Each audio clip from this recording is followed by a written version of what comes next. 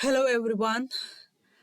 In this session, I want to demonstrate the difference between the null macro and the null pointer in C++.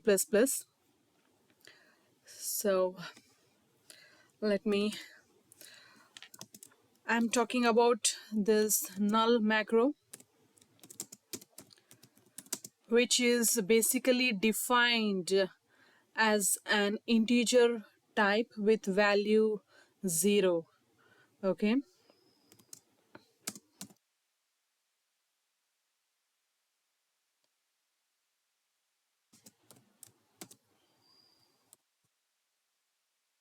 And this is the macro which was used in older versions of C++. And whenever this null value was passed as an argument to the overloaded functions, then the compiler faced certain ambiguity in deciding whether it's a null, whether it is of integer type or or of pointer type. So some compilers some compilers threw compile time errors, whereas some compilers uh, concluded that null macro is of integer type 0. So because basically the null macro is of integer type with value 0.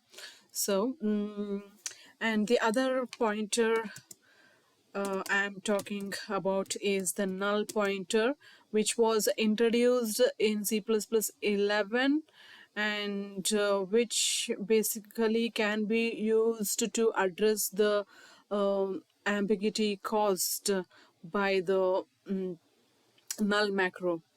So whenever we need a pointer, whenever we need a null pointer of it's which has its own specific type, of pointer type, then we can go for null pointer, which is more appropriate, and it does not create any ambiguity for the compiler.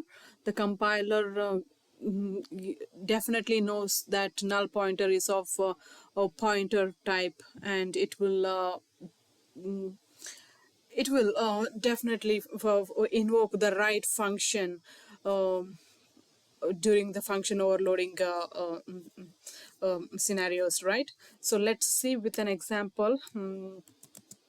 Null pointer, it's actually a keyword and it's not a macro. It has its own type. It's of pointer type. Okay, so I will demonstrate the difference with a simple example using function overloading concepts. So I will define two functions. Okay, void, let me take the name of the function as func, and here the argument I will take int and the name x. Okay, and within the body, keep it simple, just print the value on the console. Cout called function. Okay, it's of int data type. I want to print the value of x on the console, right? So before that, I will use the namespace.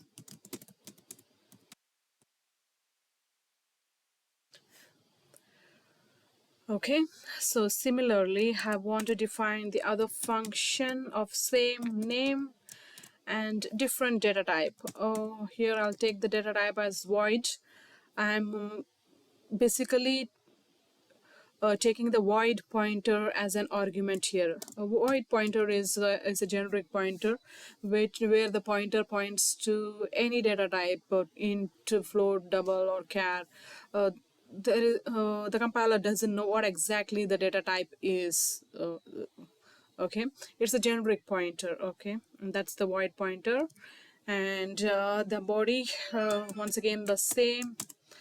I want to print the value on the console, so copy the cout statement. Okay, void. Okay, I want to print the value of this pointer on the console, right? So here the two functions are overloaded. Now I want to invoke this function, right? I'm creating a function call by passing the value. I will pass the value null. So here comes the actual concept I'm discussing in this class. Okay, null. So as I told you, null is of integer type and it is holding the value 0. So what exactly the compiler will do here? It will, some compilers do throw compile time errors, but here the compiler assumes, I mean, resolves the ambiguous situation by considering this null as of integer type, and it is as it is holding the value 0. So the compiler will invoke the function which is having the argument of int type. So the compiler will invoke the first function. Okay, let me run this code.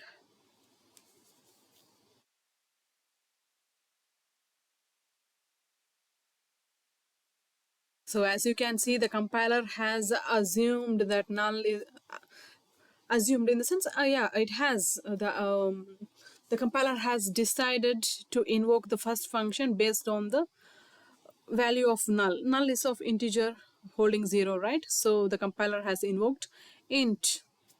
So suppose if I want to pass a real pointer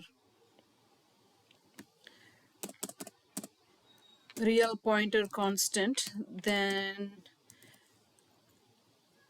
if which function gets invoked? The second function will get invoked because I am passing a pointer type value as an argument.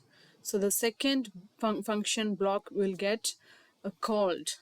So that's the difference between the null macro and the null pointer. The null macro is invoking the int, whereas the null pointer is invoking the actual pointer type function block.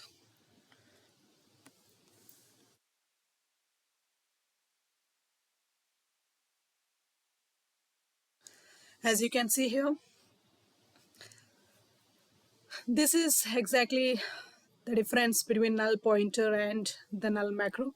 Hope you guys have understood. Thank you.